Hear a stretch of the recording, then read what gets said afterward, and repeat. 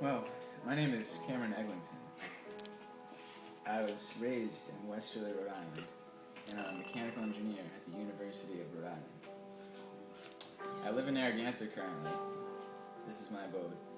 I live with all my friends, and just trying to get through the year. Oh, and I'm very rich. Certainly, it's called Tinder.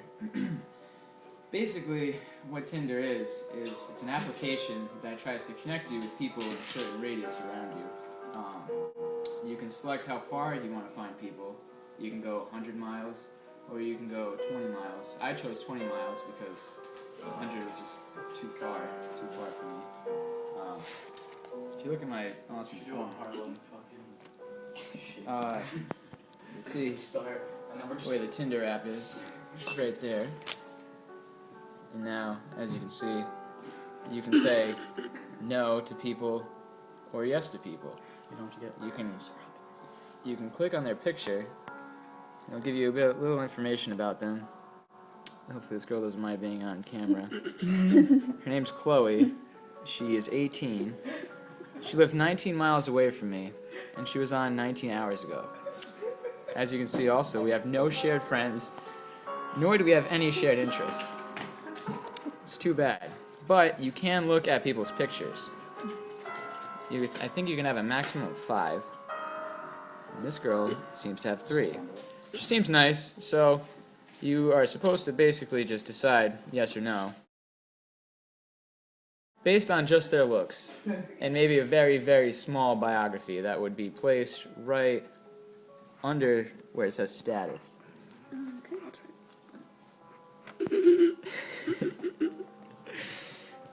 So, as you can tell, it's somewhat of a superficial site or application.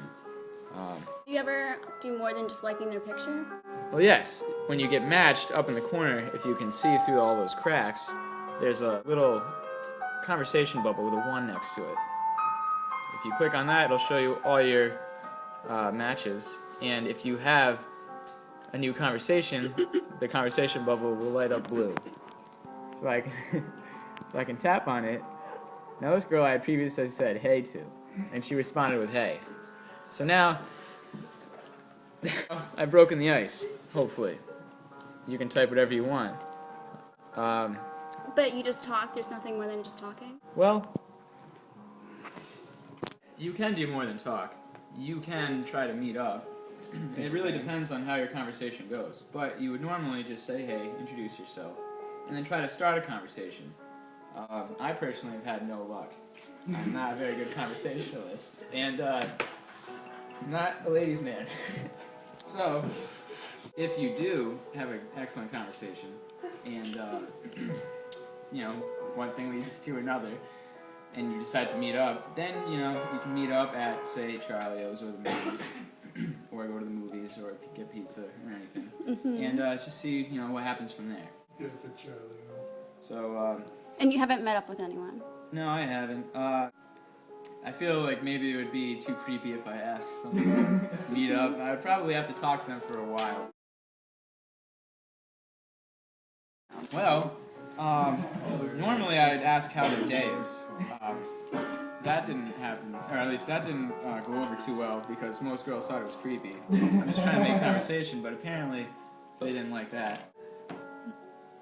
I've also brought up the question of whether Skittles are better than Starburst because I love both of them, and I often wonder what other people think about that. So that also didn't go over very well. But now I stick to just not talking to anybody. Normally I go on when I'm bored, and I look at pictures of girls, and I say, yeah, that person's cool, and I like them, or I don't know about that one, and say no. But, it's been a pretty fun app so far. My friend introduced me to it, hang out at his house, and he said, hey, look at this app.